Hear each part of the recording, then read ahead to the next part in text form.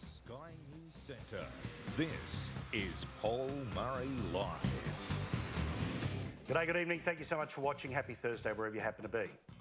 The Victorian government has banned Sky News. You've heard it many times throughout the day because the Transport Minister didn't decide to make an announcement quietly. She decided to do it on Twitter, thinking that she was playing to the peanut gallery who think that the walls are closing in on Sky News and this could be one of the final cuts to the operation. She didn't just do a Twitter announcement, she held a press conference. And the announcement was that Sky News will be banished from the train platforms of the CBD in Melbourne. All, of course, because of what happened here on Sunday night. All, of course, because of the Blair Cottrell interview. Now, there's no part of me that can justify what happened here on Sunday night. There's no part of me that doesn't understand that when mistakes are made, prices must be paid. I understand that.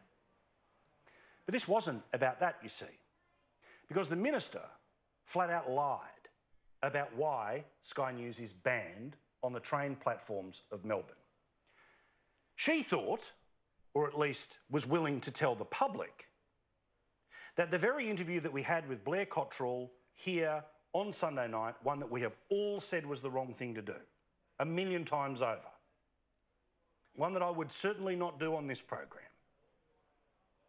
that interview was, of course, not just shown, but shown over and over and over again on the train platforms of Melbourne. Well, that's a lie. You see, the difference between what you are watching right now, live on Foxtel, live on Australia Channel, live on the Foxtel app, what you might be listening to as the podcast at skynews.com.au, that's not what is shown on the trains of Melbourne. Instead, on the trains of Melbourne, you get a news bulletin. The opinion programs are not shown.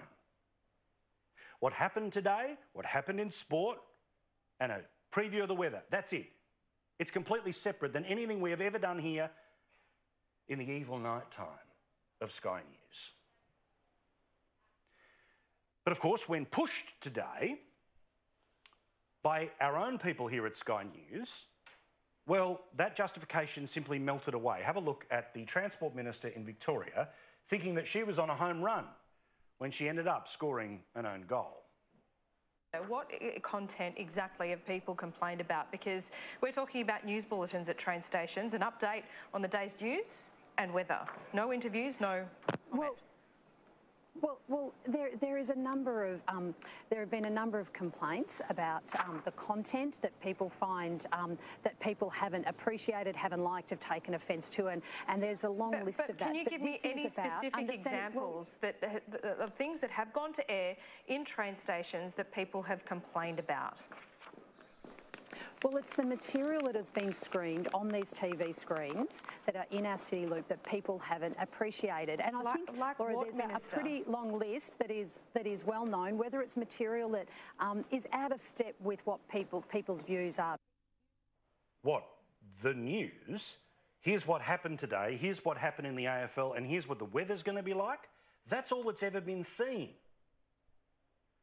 She was more than willing to lie.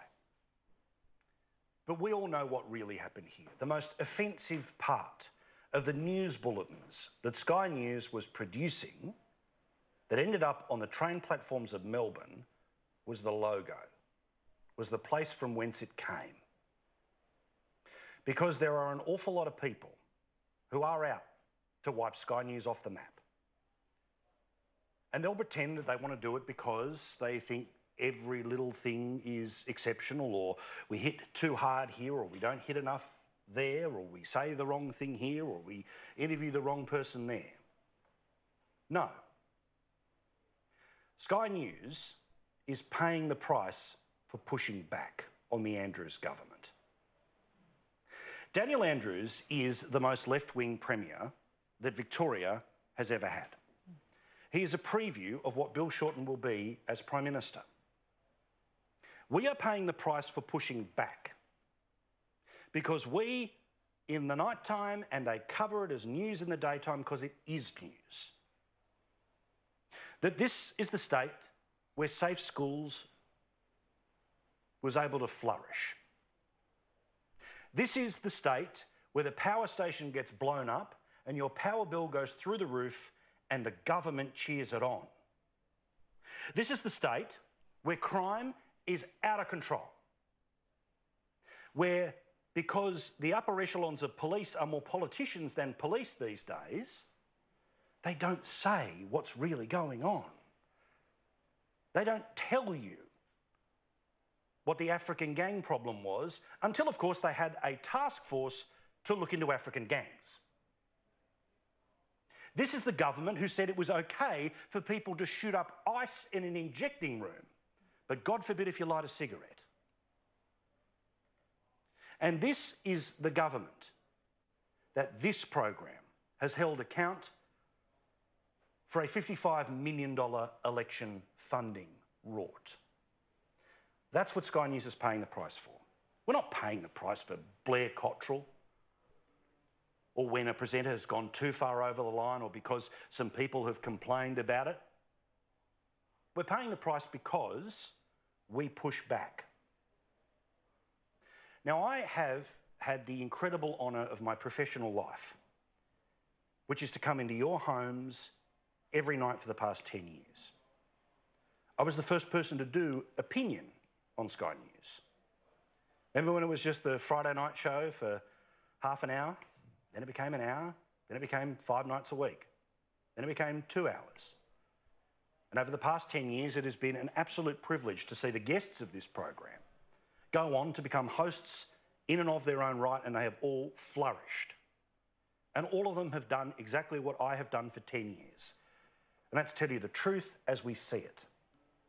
Those truths can be uncomfortable, they can be unpopular, and sure, they may be even at times too hot to handle. But I can guarantee you this, Daniel Andrews. You cannot wipe away Sky News.